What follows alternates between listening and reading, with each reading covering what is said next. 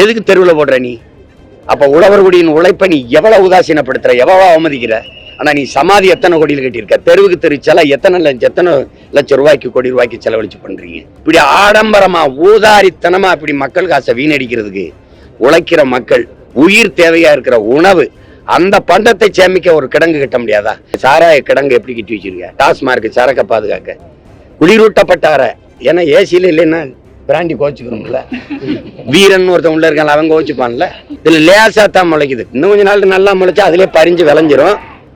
அப்படியே போய் அறுத்துட்டு வர வேண்டியதான். வேளாண்மைனா என்னன்னு தெரியாத நாட்டை கொடுத்தீங்கன்னா என்ன ஆகும்? நாம தான் பரிதாபப்படுறோம் அந்த சாவுக்கு. அவங்க போகட்டுமியா, என் பையன் அவருக்கு அதனே செத்தியான் போகட்டுமியாங்கிறாங்க. அப்ப என்ன செய்யறது நான் சொல்லுங்க? நாட்டு விடுது, நாட்டை பாதுகாக்க எல்லையில போரிட்டு மாண்டு மகன் வந்த மாதிரி ஒரு தாய் பேசுறா. திமுகவுக்கு ஏன் வாய்ப்பு இருக்கணும்னு சொல்லு. கட்சியில் பிரிஞ்சு கிடக்காங்க, எல்லா கட்சியிலும் பிரிஞ்சு கிடக்கிறதுனால திமுக அதிக வாய்ப்பு இருக்கு. இந்த கட்சியின் ஆட்சி அது தொடரணுமா வேணாமாங்கிறத மக்கள் முடிவெடுக்கணுமே ஒழிய அந்த கட்சி பிரிஞ்சிருக்கு இந்த கட்சி பிரிஞ்சிருக்குன்னு எந்த பிரிவும் இல்லாம தேர்தல் களத்துல நாங்க நிக்கிறோம். எந்த குழப்பமும் இல்லாம எங்களெல்லாம் பார்த்தா உங்களுக்கு கட்சியா தெரியலையா? இது எந்த குழப்பமும் இல்லை. யார் யாரோட கூட்டணி, யாருக்கு எந்தெந்த இடம், யார் யார் எங்கேன்னு தெரியும். எந்த குழப்பமும் இல்லாம தெளிவா உறுதியான ஒரே முடிவோடு 234 தொகுதியிலும் 117 பெண்கள் 117 ஆண்கள் என்று இந்த நாட்டில் புறக்கணிக்கப்பட்ட தமிழ் சமூகங்களுக்கெல்லாம் தேர்தல் எண்ணிக்கை வாய்ப்பு கொடுத்து ஒடுக்கப்பட்ட பிற்படுத்தப்பட்ட தாழ்த்தப்பட்ட பிள்ளைகளுக்கெல்லாம் தேர்தல் களத்திலே முன்னுரிமை கொடுத்து வீறு கொண்டு களத்திலே பாயிற எங்கள் வீர மறவர்கள் எங்கள் பாட்டன்களைப் போல அதை பற்றி பேசாம திமுக மறுபடியும் ஆட்சிக்கு வரணும்னா நாடா இருக்குமா சுடுகாடா இருக்குமாங்கிறத யோசிச்சுக்கிறங்க. இதே அது பேசக்கூடாது. இன்னைக்கு விளைய வச்ச விவசாயி 20 லட்சம் டன்னு ரோட்ல போட்டு சாலையில போட்டு முளைக்கு பிச்சுன்னு கத்திக்கிட்டு இருக்கான். 75 லட்சம் பேர் டிஎன்பிசி தமிழ்நாடு தேர்வாணையத்தில் தேர்வு எழுதிட்டு வேலை இல்லாமல் வெளியில் நிற்கிறான்.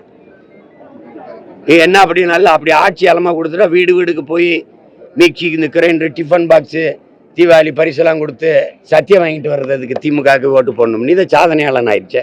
சத்தியம் எதுக்கு? என்ன சாதனையை சொல்லி ஓட்டு கேட்க வேண்டியதானே, சத்தியம் வாங்கிட்டு எதுக்கு ஓட்டு கேட்குற? இது ஒரு வலிதோய்ந்த ஒரு கொடுமை. இது எப்படி பார்த்தீங்கன்னா இந்த ஆண்டு மட்டும்தான் மழை பெய்யுது இந்த இப்படி முளைக்குதுன்னு இல்லை.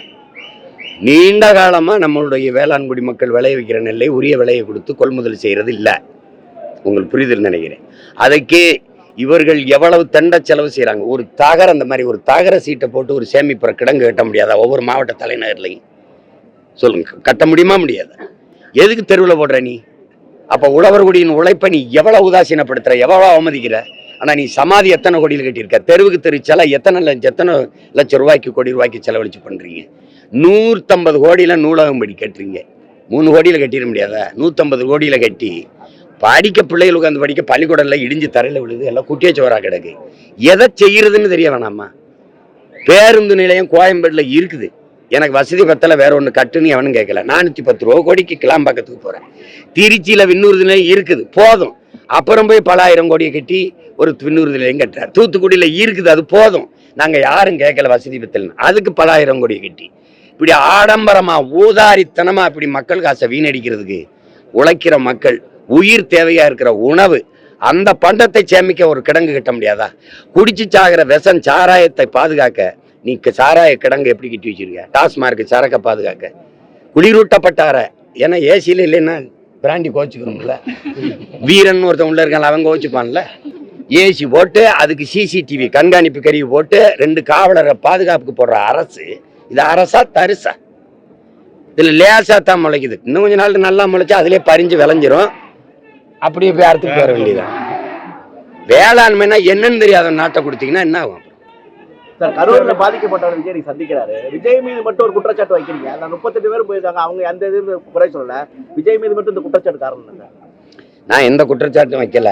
நீங்க என்ன நினைக்கிறீங்க? போன தடவை என் பாட்டனுடைய நினைவு தினத்துக்கு நான் வணக்கம் செலுத்தும் போது அவர் மாநாடை போட்டு இந்த செய்தியை ஒன்றும் இல்லாமல் ஆக்குனீங்க. இன்னைக்கு நீங்க ஏன் நேற்று சந்திச்சிருக்கல முந்தா நாளைக்கு சந்திக்க வேண்டியதானே? இன்னைக்கு சந்திச்சு இந்த செய்தி நாங்க இவ்வளவு பெரிய வீர வரலாறு ஒரு துளியும் நீங்க பேச மாட்டீங்க. நாங்க அவரை பத்தி பேசினா அதையே தலைப்பு செய்தியா போட்டா சந்திக்கிறார். இன்னைக்கு தொலைக்காட்சியை திருப்பினா இதை போடுவீங்களா அதை போடல, போரிட்டு மாண்ட என் பாட்டை மான மரவனை போடுவீங்களா அதை போடுவீங்களா? நீங்க போன வருஷம் பேசுறது கொஞ்சி கெஞ்சி பேசுற மீன்கள் எல்லாம் முதலைகள் வாழும் சொல்லி சொன்னீங்க. அதான் தலைப்பு சபையா ஓடிச்சு. அது அது வந்து அவர்கிட்ட நான் தனியா பேசும்போது என் தம்பிக்கு தம்பியா அண்ணன் நான் சொன்ன அறிவுரை. இது வந்து கொஞ்சி கொஞ்சி கடிக்கிற மீன்கள் நிறைந்த குளம் அல்ல, கொடிய முதலைகள் நிறைந்த குளம். ஒவ்வொரு காலையும் நீங்க கவனமா எடுத்து வைக்கணும் தம்பின்னு அண்ணன் சொன்னது. அதை அவர் அதே மேடையில எனக்கு கேள்வி பண்ணி சிரிக்கிறாப்ல. சிலர் சொல்லுகிறார்கள் முதலைகள் நிறைந்த இது அப்படி இப்படின்னு பேசிட்டாப்ல. நீங்க சொல்லிருக்கீங்க, அதை கேள்வி பண்ணி சிரிக்கிறாரு. இப்ப அது போல ஒரு நிகழ்வு நடந்திருக்கு, அதை எப்படி பாக்குறீங்க? நான் ரொம்ப வேதனையோடும் வலியோடும் இதை கடந்து போக நினைக்கிறேன். ஏன்னா என் மக்கள் வந்து நாம தான் பரிதாபப்படுறோம் அந்த சாவுக்கு. அவங்க போகட்டுமியா, என் பையன் அவருக்கு அதனே செத்தியான் போகட்டுமியாங்கிறாங்க. அப்ப என்ன செய்யறது நான் சொல்லுங்க? நாட்டை பாதுகாக்க எல்லையில போரிட்டு மாண்டு மகன் வந்த மாதிரி ஒரு தாய் பேசுறான். அதை விட இன்னொரு தாய், இளம் வயது தாய் சொல்றான்.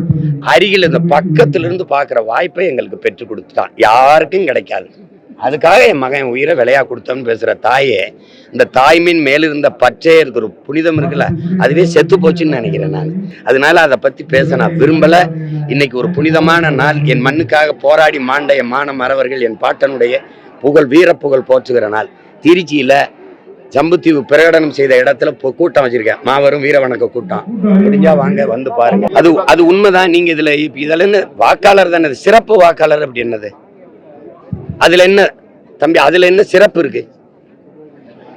நீ பீகார்ல 60 லட்சம் பேர் வெளியேறினான்ல, 60 லட்சம் பேருக்கு இங்க கொடுப்ப, அவனுக்கு வாக்குரிமை கொடுத்து அவன் என் நாட்டு அரசியலையும் அதிகாரத்தையும் அவன் தீர்மானிப்பான்.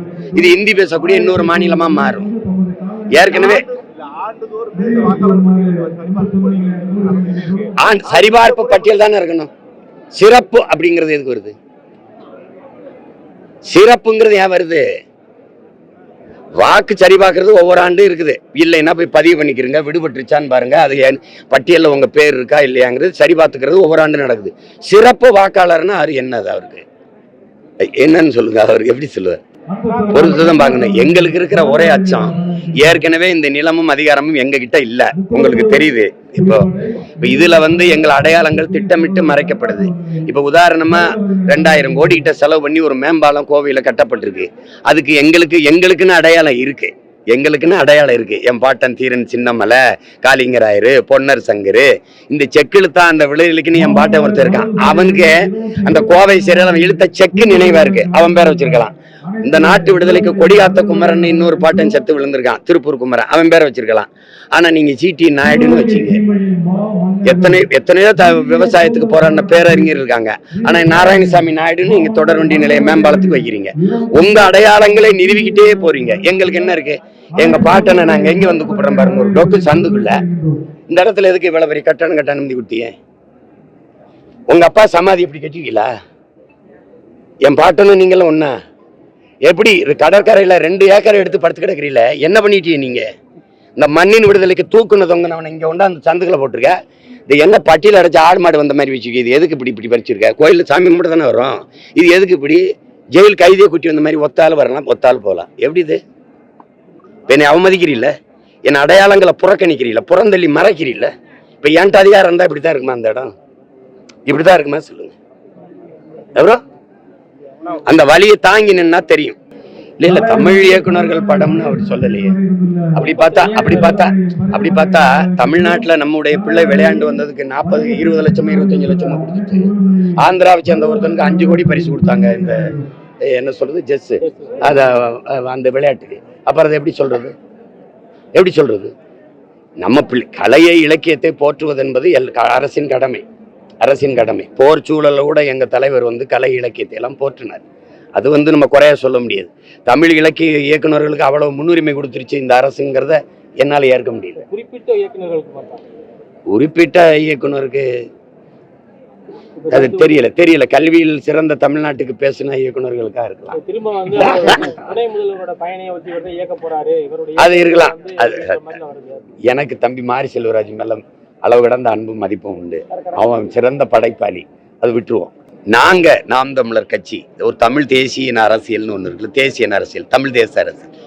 இது நாட்டை ஆளும் போது நாடு எப்படி இருக்கும் அப்படின்னு காட்டுவேன். நான் பேசினேன், அச்சு ஆவணமா கொடுத்தேன், அது போய் சேரல. இப்போ எங்க ஆட்சியில கல்வி எப்படி இருக்கும், எங்க ஆட்சியில மருத்துவம் எப்படி இருக்கும், எங்க ஆட்சியில வேளாண்மை எப்படி வளர்த்து வார்த்து எடுப்போம், எல்லாருக்கும் வேலை எப்படி கொடுப்போம், உங்களுக்கு விளங்குதுன்னு நினைக்கிறேன். அப்ப எப்படி நீர் வளத்தை பெருக்குவேன், எப்படி இந்த பசி இல்லாத ஒரு நாட்டை படைப்பேன் அப்படிங்கிறத நான் சொல்லும்போது விளங்கல, போட்டு போட்டு காட்டிடுவேன். புரியுதுன்னு நினைக்கிறேன். அப்ப சொல்றது என்ன, இந்த மாதிரி ஒரு நாட்டுல வாழணும்னு ஒவ்வொரு குடிமகனும் ஏங்குற மாதிரி ஒரு நாடு என் கனவுக்குள்ள இருக்குல்ல, அதை காட்டுவேன். திராவிட கட்சிகள் ஆட்சிகள் எடுக்காது. காரணம் வந்து ஒரு தேசியன மக்கள், இங்க நீங்க சாதிவாரி கணக்கெடுப்பு எடுத்தால் தமிழர் அல்லாதவர் இருக்காங்கல்ல, அவங்க எவ்வளவு தூரம் இந்த மண்ணின் மக்களின் உரிமையை அவர்கள் பயன்படுத்தி கொண்டு வாழ்ந்து வளர்கிறார்கள் என்பது தெரிய வந்துடும். உங்களுக்கு புரியுதுன்னு நினைக்கிறேன். இப்ப நீங்க 10.5ன்னு வன்னியர்களுக்கு எங்க ஐயா நீண்ட காலமா 20 விழுக்காடு கேட்கிறாங்க, ராமதாஸ் ஐயா. நீங்க குத்துமைப்பா சும்மா வாய்க்கணக்கா ஒரு 10.5ன்ட்டீங்க, அது செயலாக்கம் பெறல, சட்ட வடிவ பெறல, அது சும்மா வாய் வார்த்தை தான். நீங்க 10.5 எப்படி வாய்க்கணக்கா, அவரே சொல்றாரு எண்ணி கொடு. இந்த கோட்பாடு எப்படின்னா தம்பி, எடுத்து கொடுக்காத எண்ணி கொடுத்துரு, அள்ளி கொடுக்காத அளந்து கொடுத்துரு. அவரவர் குடிகளின் எண்ணிக்கைக்கு ஏற்ப உரியதை கொடுத்துட்டீங்கன்னா இங்க ஒரு பிரச்சனையும் இல்லை. அப்போதான் உண்மையான சமூக நீதி, சமத்துவம், சகோதரத்துவம் வரும். எனக்கு உண்டானது எனக்கு, உங்களுக்கு உண்டானது உங்களுக்கு. அதை இவர்கள் செய்ய மாட்டார்கள். இவர் எடுக்கிறதால மத்திய அரசுக்கு எடுக்கணும்பாங்க. ஆனா இவங்க கூட்டணி வச்சிருக்கிற அவரு சீதாராமையா 10 நாள் பள்ளிக்கூடத்தை விடுமுறை போட்டு 24ஆம் தேதிக்குள்ள சாதி வாரி கணக்கெடுப்பை எடுத்து முடுறாங்கிறாங்க. இவங்க கூட்டணி வச்சிருக்கிற அந்த காங்கிரஸ் ஆண்டுகிட்டு இருக்குல்ல இந்த தெலுங்கானால, அவரு எடுத்து குடிவாரி கணக்கெடுப்பை எடுக்கிறாரு. பீகார்ல நிதிஷ்குமார் எடுக்கிறாரு. இவங்க ஆகும்னா மத்திய அரசும்பாங்க, ஆனா இங்க வந்தா மாநில உரிமைம்பாங்க. எடுக்க மாட்டாங்க. சாதி வாரி கணக்கெடுப்பு எடுத்து உரிய குடிகளுக்கு உரியதை கொடுக்கணும்னா நாம் தமிழர் கட்சி ஆட்சிக்கு வரணும், அப்பதான் அது நடக்கும். இவ்வளவு நேரம் பேசுனது சாப்பிட்டா இருக்கா உங்களுக்கு? எதையாவது பேசுவான். இங்க பாருங்க, திமுகவை எதிர்த்தே பேசிட்டு இருந்தோம்னா பிஜேபி கை கூலிம்பான், RSS கூலிம்பான். நீங்க இந்த திமுகவை எதிர்த்தீங்கன்னா இப்படி சொல்லுவான். இப்படி பேசுனீங்கன்னா திமுகவின் பி டீம் திமுக கை கூலிம்பான். ஆனா ஒத்த பைசா கூலி தர மாட்டான். நீங்க மனச்சான்றுபடி நடக்கணும். சாவுக்கு போறது என்பது தமிழ் சமூகத்தின் மாண்பு. நீங்க நற்காரியத்தில் பங்கெடுக்கிறீர்கள், துர்க்காரியத்தில் பங்கெடுன்னு இறைமகன் இயேசு சொல்றாப்ல. ஏன்னா இது மாதிரி ஒரு துயரம் உன் வாழ்க்கையிலையும் வரும், அதை தாங்கிக்கிற மனப்பக்குவம் உனக்கு வரும். அதனால உங்களுக்கே தெரியும், சந்தோஷத்துல கூடனாலும் சாவுல கூண்டு அதான்.